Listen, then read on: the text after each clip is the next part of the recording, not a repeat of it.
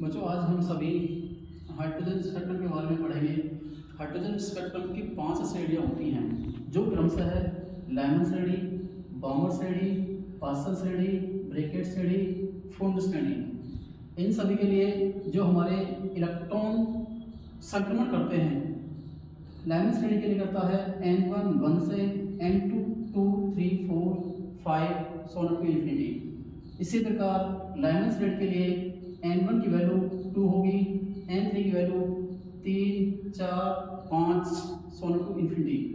इसी प्रकार पास्कल श्रेणी के लिए n1 की वैल्यू 3, n2 की वैल्यू 4 5 6 7 सोलर टू इन्फिनिटी। ब्रैकेट श्रेणी के लिए n1 की वैल्यू 4, n2 की वैल्यू 5 6 7 सोलर टू इन्फिनिटी।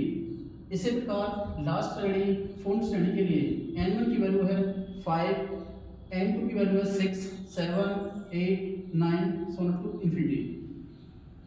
इन सभी हाइड्रोजन स्पेक्ट्रम की श्रेणियों के पश्चात हमें इनकी रेखाओं की तरंगदैर्घ्य याद करनी है, जिनके लिए फॉर्मूला होता है 1/λ बराबर r into 1/n1 square minus 1/2n2 square, जहाँ r रेडवर्ड नियतांक होता है, जिसकी वैल्यू होती है 1.097 10⁷ मीटर इनवर्स। जैसे r का मान होता है z square e⁴ m/8 h⁴ square c, जहाँ z परमाणु क्रमांक, e इलेक्ट्रॉन पर आवेश, m इलेक्ट्रॉन का द्रव्यमान, h नियतांक, ε0 निर्वात या वायु की विद्युतशीलता, c निर्वात या वायु में प्रकाश की चाल, जिसकी वैल्यू यदि हम रखने के पश्चात देखते हैं तो यह होता है r बराबर हाइड्रोजन के लिए होता है 1 e 1.6 10⁻⁻⁻⁹ पावर 4। इलेक्ट्रॉन का द्रव्यमान होता है 9.1 10⁻⁻31 अपॉन 8। h होता है प्लांक नियतांक, जिसकी वैल्यू होती है 6.67 10⁻⁻34 का होल क्यूब। ε0 इसकी वैल्यू होती है 8.85 10⁻⁻⁻⁴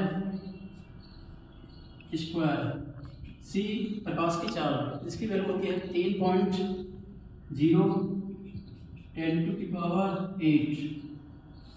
यदि हम इसको हल करने के पश्चात निकालते हैं तो हमारी वैल्यू आती है 1.097 10⁻⁷ मीटर इनवर्स, जिसकी वैल्यू हमें यहाँ रखनी है यहाँ।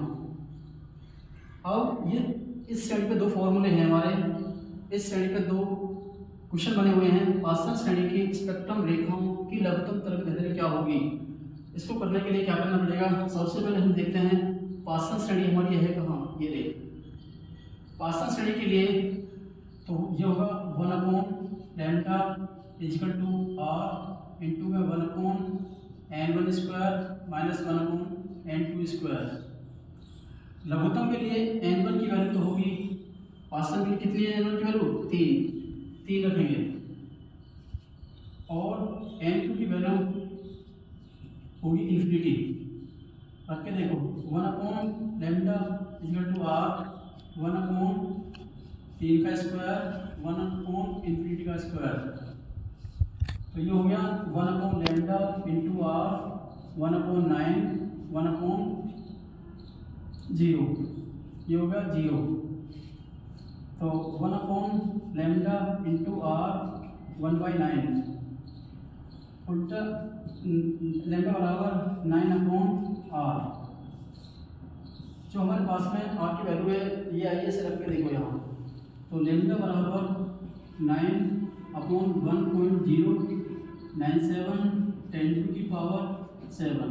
इसे हटाने के पश्चात यहाँ 3 डिजिट बार 1 2 3 और लाइनों पर 1 2 3। तो लैम्डा बराबर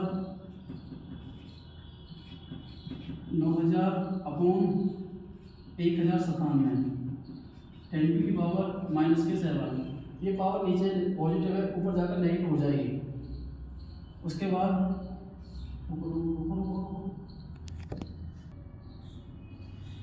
यदि हम 9000 में 1097 से डिवाइड करते हैं तो डिवाइड करने के पश्चात जो वैल्यू हमारे पास में आएगी वो आएगी 8.20 10⁻⁻7।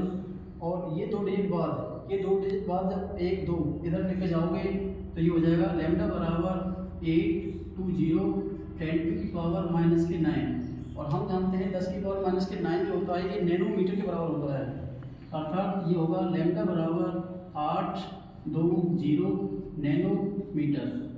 हमसे जो प्रथम क्वेश्चन में पूछा था कि पार्सल श्रेणी की स्पेक्ट्रम रेखाओं की लघुत्तम तरंगदैर्घ्य क्या होगी, तो वो होगी बच्चों लैम्डा बराबर 820 nanometre. That's all. Question complete हो चुका है। अब आते हैं दूसरे क्वेश्चन पे। दूसरे में उसने पूछा है लाइमन श्रेणी तथा बाउमर श्रेणी की दीर्घतम तरंगदैर्घ्य का अनुपात कितना होगा। अब आते हैं दूसरे क्वेश्चन पे। हम एक बात जानते हैं लाइमन श्रेणी n1 1 से स्टार्ट होकर n2 बराबर 2 3 4 5 सोनर की इन्फिनिटी जाती है। इसी प्रकार बाउमर श्रेणी n1 2 से n3 तक जाती है। यहाँ दीर्घतम की बात है। दीर्घतम के लिए हमें ये वैल्यू लेनी है, लाइमन के लिए 2 और बाउमर के लिए 3। तो ये हो गया 1/λ Lyman into r 1/n1² 1/n2²। तो ये हो गया 1/λ इंटू l 1/n1 की वैल्यू लाइमन के लिए है कितनी 2, l1 1 और ये हो गया बेटा 4। तो 1/λ इंटू l r एलसीएम होगा इसका 4 एलसीएम। तो ये हो गया 4 - 1 1/λ इंटू l इंटू r। ये हो गया 3/4 लैम्डा एल होगा 4/3r। समीकरण नंबर फर्स्ट।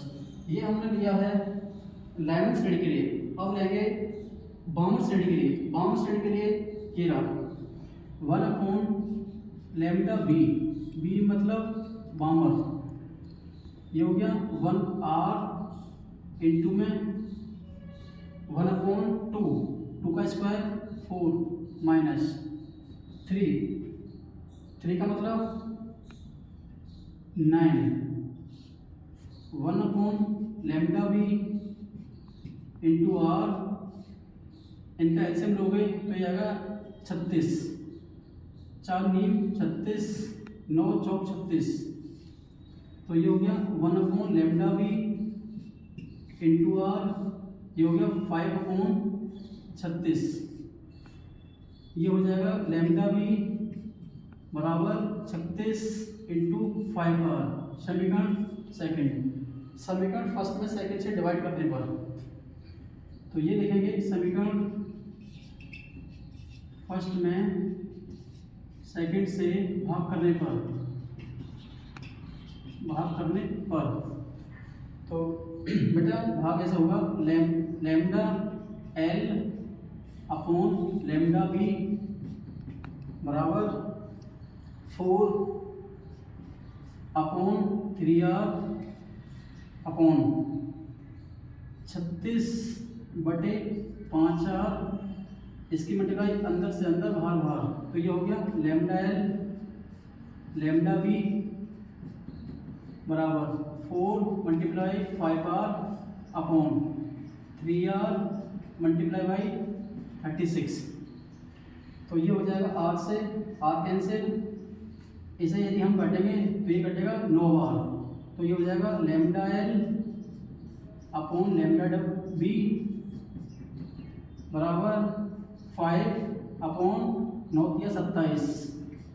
तो बेटा हमको जो निकालना था लाइमन श्रेणी और बाउमर श्रेणी की दीर्घतम तरंगदैर्घ्य का रेशियो निकालना था, अनुपात निकालना था। जो अनुपात आया है lambda L upon lambda B बराबर 5/27। थैंक्स।